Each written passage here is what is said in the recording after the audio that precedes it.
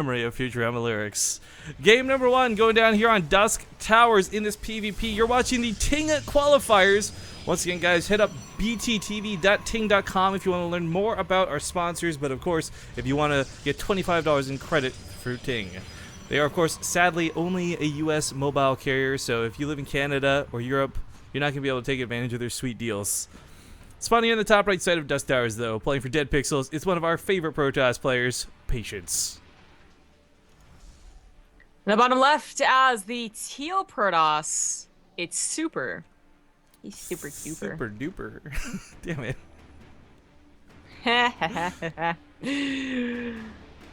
Okay, so in this matchup, in PvP, we got to see a very different look at it. When we saw SOS play versus Cloudy, there was questions about whether Cloudy was on the same level as him or not. Super definitely going to be putting up a good fight for Patience here, though. No questions about that. I really don't know what Super looks like. I mean, Abit Soulkey is Probably pretty Korean. impressive. Shut up. Is pretty impressive, but that could be like just the matchup. He's really good at the matchup. That could have just been a fluke. I don't know if he was like super cheesy or anything like that. Like we actually do not see him as much as Patience, and we don't see Patience that much either, not anymore. Well, so we did see Patience a lot, but you're right. Like the last couple of weeks, he's been a bit absent because he has been prioritizing things like SSL and GSL and hiding builds, more importantly for both of those things. And while I don't know him from watching, it's the fact that we've seen him so many times reliably play well that I don't even have to question like whether he's gonna play well or not, you know? Yeah, Patience is always going to be at that certain like level, and then it's like his good day and his bad day might like push him past, but it's always gonna have that baseline. Already starting off not nearly as cheesy and odd as SOS's games. Yeah, I mean that four pylon made me just go like, what the fuck? Yeah, that was really weird. Patience actually, excuse me, got a probe kind of hidden there, so gets a good secondary scout, sees the Twilight Council. It's a pretty important scout, actually. He also sees there's a little bit of a scuffle in the middle of the map between the two adepts. Looks like Patience got the worst end of it, but they're both going to go into the mineral line anyway. With the Stargates, does Super have a mothership core? No, he's actually sacrificed that to get... Yeah, Actually, it's usually the Stargate player who sacrificed the mothership core. This is actually a little bit awkward. Because now Super, you're right, like even if he builds one right now and it pops, it's only going to be the one overcharge. The Adept here has already gotten a couple of kills, 3 in total actually, which is not bad. But that Oracle is probably going to get away with a lot more. Yeah, that's what's so worried about. The Adept has been denied scouting by a simple wall off at the front. And this Oracle could be, well, I don't know if it'll be game ending. We'll see if anything comes out of that Stargate or the Mothership Core finally pops, but no Stalkers, only Adepts. Still a Mothership Core, finally a Mothership Core. Even then, but the Oracle's already making a cross. It's going to pop with enough energy to get 1 photon overcharge. And in that regards, congratulations, cool. But the pylon spreads are actually very far apart that Oracle's not going to die, or doesn't have to die, excuse me. Like, this will deny about half the mineral line, this will deny the other half the mineral line. Natural base, no pylon whatsoever. Jesus. In fact, that was actually, I guess, a big scout with the Adept that came in earlier. So probes are going to have to be pulled. Super's going to take a lot of damage from this. Sets up for a small attack on the other side of the field, but that gets canceled. Trying to draw him into the pylon, of course, but just kind of dodge out that pylon. Just dodge out that pylon. Even getting the sentry. That sentry's so expensive on top of the probe losses. Is he out of energy? No, he's not. Did he turn it off? He turned it off. Oh, okay.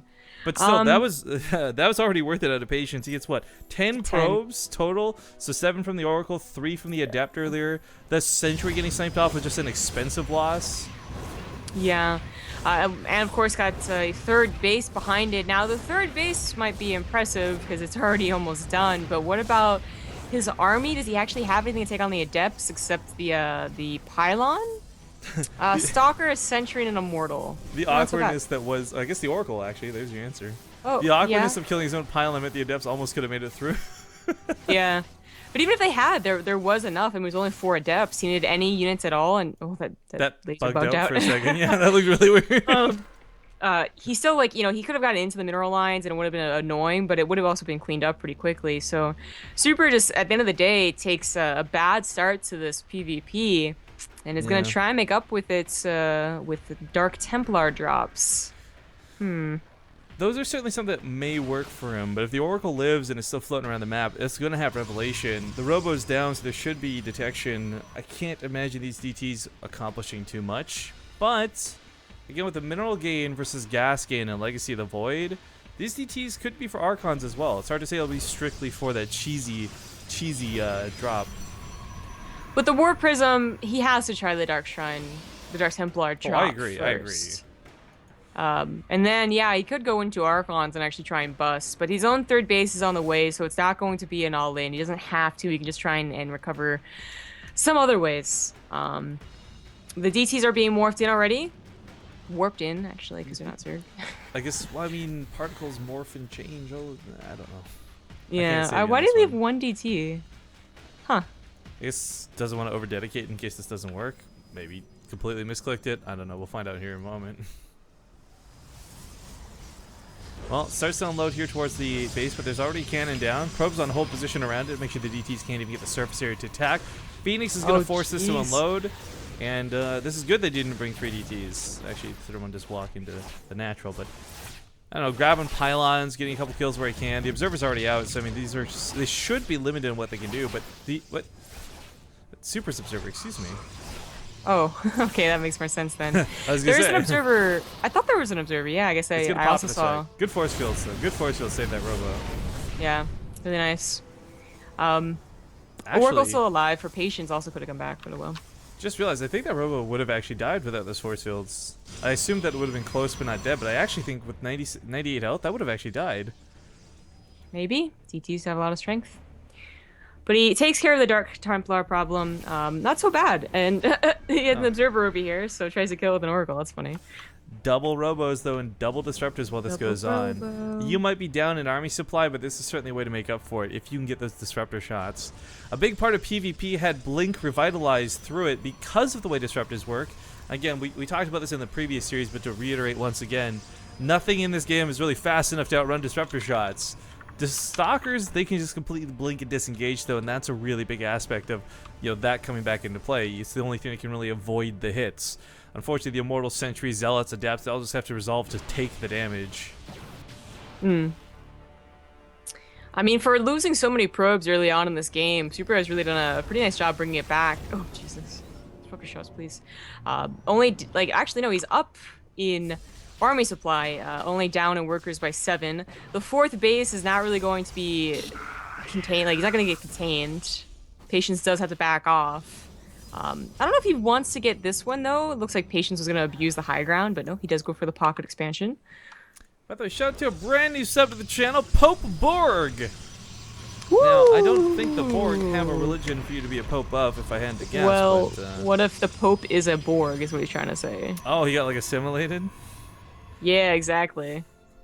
With, like, really good assimilation. He doesn't have any of those, like, the doodads that they have to put on their faces. Them doohickeys and thingamabombs. I hear you. Either way, thank you for that new sub.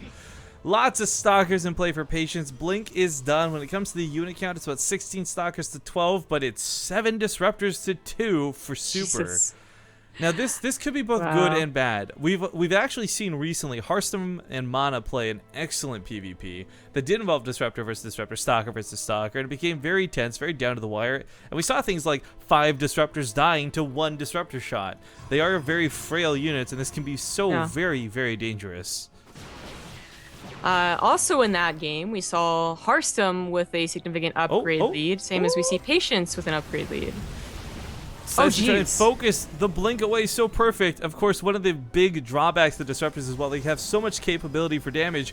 If they're shot, or if they die before their shot detonates, no damage will get dealt. Good shots here out of one, not so much out of the other. Patience chasing backwards with that. Disruptors being traded out pretty decently on both sides of the field, but the more Immortals should hold the Stalker counts. Stalkers on the backside snipe off the remaining Disruptors. Patience now pushing forward, focuses down that Immortal. He's got 2 Immortal advantage right now, and no Disruptors for Super. Dang. I mean, now taking a 30 army supply lead off the back of that micro, at one point, I'm guessing that they also did not appreciate the fact they chose blue and teal. Hopefully they had those team colors on. It got a little confusing on whose Disruptor was who, but it is going to be Patience taking the game. He still has Immortals, so these Stalkers are going down. DT's now warped in too. GG. Patience looking good. Takes map number 1. Every bit of that looked so good for him though. Like he had the less disruptor count, sure,